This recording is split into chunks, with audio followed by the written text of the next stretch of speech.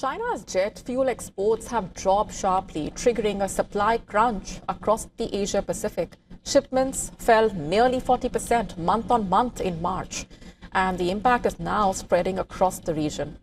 Taiwan and China are raising fuel surcharges in April to cope as soaring oil prices continue to push up aviation costs globally. And as the region's largest supplier pulls back, countries like Australia, Japan are among the hardest hit. Several markets, including the Philippines, Singapore, Canada, the United States, have seen supplies fall to near zero, while others like Vietnam and South Korea have recorded steep declines. The disruption also coming amid the ongoing Gulf chaos, which has tightened global fuel availability as well. The supply squeeze has led to a sharp surge in prices. Jet fuel has nearly doubled from around $99 per barrel in late February to over $195 last week. This spike basically is being driven by a shortage specific to jet fuel rather than crude oil broadly. And as a result, traditional hedging strategies linked to crude benchmarks are proving to be less effective. Even airlines with up to 80% hedging coverage are facing significant cost pressures as the gap between crude and jet fuel prices widens. The impact of the rising fuel costs is also visible in parts of Asia. In Taiwan, airlines are set to hike domestic fares, reportedly after the government approved higher fuel surcharges by 157% on international routes, effective April 7. Fuel makes up around 40% of operating costs, adding significant pressure on carriers. Meanwhile, in China, several airlines, including Air China, reportedly have announced fuel surcharge hikes.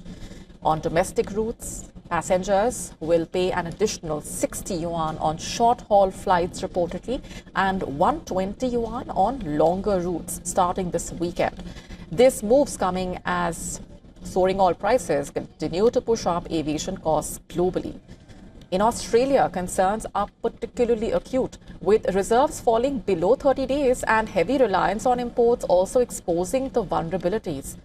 While alternative supplies are being sourced, they are expected to come at higher costs. And industry experts are warning that capacity cuts and fare hikes could intensify from April and spread globally by May as hedging cover begins to expire.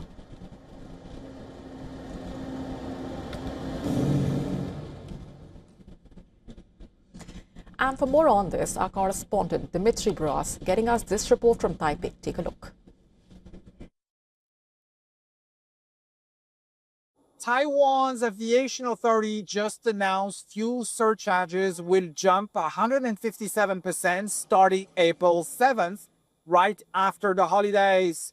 The Civil Aeronautics Administration confirmed short-haul routes will add nearly $30 per ticket, bringing the total surcharge to around $50. Long-haul flights will be hit even harder, with surcharges reaching over $115 per passenger.